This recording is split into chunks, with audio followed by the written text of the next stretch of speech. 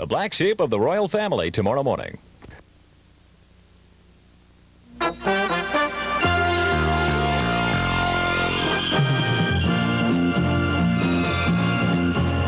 TV5 Eyewitness News with Dave Patterson, Ted Henry, and the Eyewitness News team is brought to you by the Illuminating Company and Ohio Edison. Good evening, this is the news. Except I don't suppose it is really news to any of us that the cost of everything we use and need is rising so fast that we can't keep up. The inflation rate in April was 0.9%. Now, you spread that out all year, and you're talking about a 10% jump in the cost of living. Food, the fastest rising segment of the cost of living index, with our old economy standby hamburger, the fastest rising food item.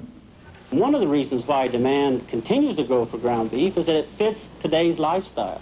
It has the versatility and the everything that homemakers are looking for, and quick and easy to prepare.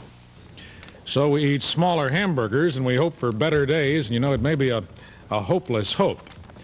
Here in Cleveland, it was a triumphant Dennis Kucinich who revealed to reporters today that the courts have told the Cleveland City Council that it cannot meet in emergency session to set the date for an election to recall Mayor Kucinich. The Court of Appeals will hear the facts of the controversy over the recall on Friday morning, and then they will decide whether to allow the recall movement to go on forward. And now here's Bill Sullivan, who is one of the leaders of the recall movement. Bill, what if the appeals court should rule against you and says that your petitions don't meet the standards of the law?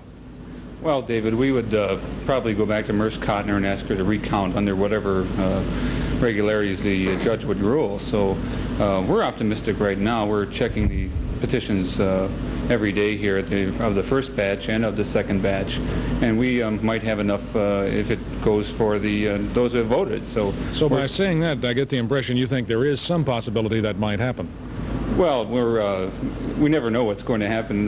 We're optimistic that the courts will rule our way, but there's always contingency plans made. When do you think there might be an election? It could happen as early as the end of July. Fine. We'll be watching on Friday then to see what the Court of Appeals does say about the city charter and how it relates to the signatures and what they say about putting the election on the ballot. Okay. Thank you for being with us. Okay, Dave. Okay. Dave, Mayor Kucinich's right-hand man, Bob Weissman, conveyed some rather bad news to reporters today. He said the Computer Science Corporation is suing the city of Cleveland to save its lucrative contract, a contract which is in jeopardy now since the Kucinich administration wanted city council to fire the firm, charging that the company was costing the city $50,000 a month too much.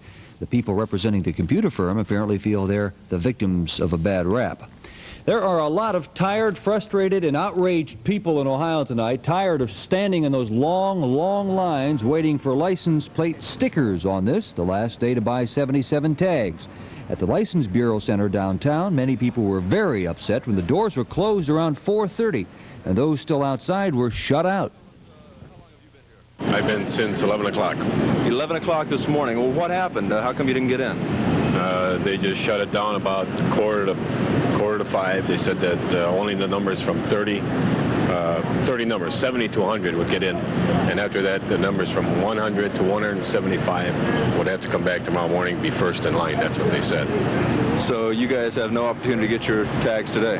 I think we had opportunity. I think that some people from the back came around and forced their way in. Police were called to break up the angry crowd and man the doors. Our reporter, by the way, and his cameraman were not allowed inside to find out why the Bureau was closed today. The last graduation for one Cleveland school. And a look back to compare this year's graduates with those from 10 years ago. These stories and next as Eyewitness News continues.